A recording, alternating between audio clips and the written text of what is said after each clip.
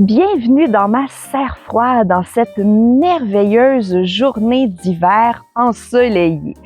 J'ai dit journée d'hiver, oui, on est en plein mois de décembre aujourd'hui et à l'extérieur, il fait autour de -2, -3. À l'intérieur de ma serre, j'ai enlevé mon manteau parce qu'il fait 15 degrés. Oui, vous avez bien entendu, 15 degrés qu'on arrive à avoir dans une serre comme ça qui n'est pas chauffée autrement qu'avec le soleil. Jusqu'ici, je pense que c'est quand même une belle réussite.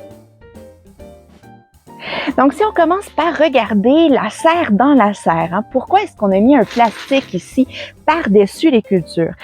Le but, c'est d'essayer de garder la chaleur le plus possible. Si la chaleur s'accumulait dans ma serre ici, aussitôt que le soleil se couche, elle s'en irait quand même assez rapidement. En ayant une serre dans une serre, on s'assure que la chaleur va doucement sortir dans un environnement qui est peut-être un peu moins froid avant de se retrouver à l'extérieur. Ça fait en sorte que la température, quand elle va baisser la nuit, au lieu de chuter d'un coup jusqu'à -20 degrés, va peut-être descendre jusqu'à -6, -7 degrés avant que le lendemain, si le soleil veut se présenter, que la température remonte. En dessous du plastique, vous pouvez voir qu'il y a un autre plastique qu'on a mis directement sur la terre, donc un plastique qui est noir pour essayer d'aller chercher encore une fois le plus de chaleur possible. Là, tout ça, ce sont des tests. C'est notre première année avec la serre froide, mais on s'est dit, on est mieux d'en mettre et d'essayer d'aller chercher le plus de chaleur possible. Après tout, on veut pas que le sol gèle trop fort. Donc moi, ici, quand j'y touche, le sol, je sens qu'il est froid, mais il n'est pas gelé. Ce qui est une très bonne chose parce que cette nuit, la température est descendue à -10 degrés. Donc, si mon sol était gelé, il n'y a pas grand-chose que mes cultures poussent. C'est super important de choisir des plantes qui sont résistantes au gel, des plantes qui vont avoir besoin de fraîcheur pour pousser. Par exemple, j'ai de la salade, j'ai planté des pois, donc tout ce qu'on sait qui va être capable de résister et ensuite, une fois que c'est planté, ça va être important aussi de ne pas trop les arroser.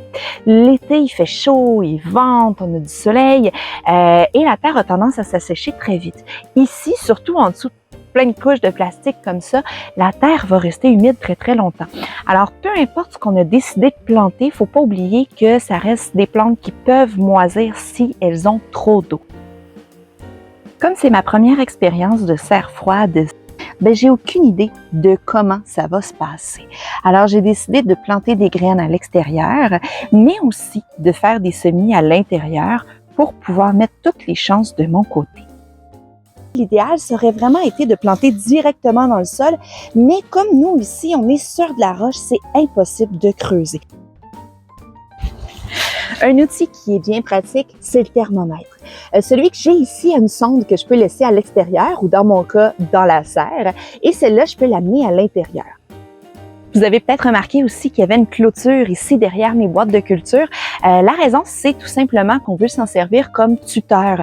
Comme on veut planter des pois, des fèves, on espère qu'on va pouvoir les faire grimper dessus sans avoir besoin d'installer d'autres tuteurs. La vidéo porte bien son nom, les essais et erreurs du jardinier paresseux. Il n'y a rien de poussé encore dans ma serre froide. On ne sait pas si ça va fonctionner. On croise les doigts.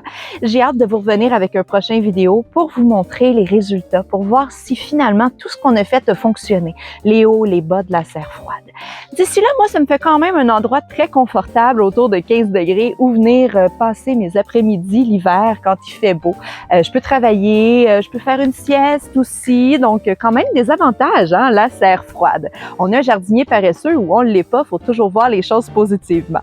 D'ici à ce que je vous donne les résultats, écrivez-nous sur le blog du jardinier paresseux, suivez-nous sur les réseaux sociaux, ça nous fait toujours super plaisir de vous lire. À la prochaine!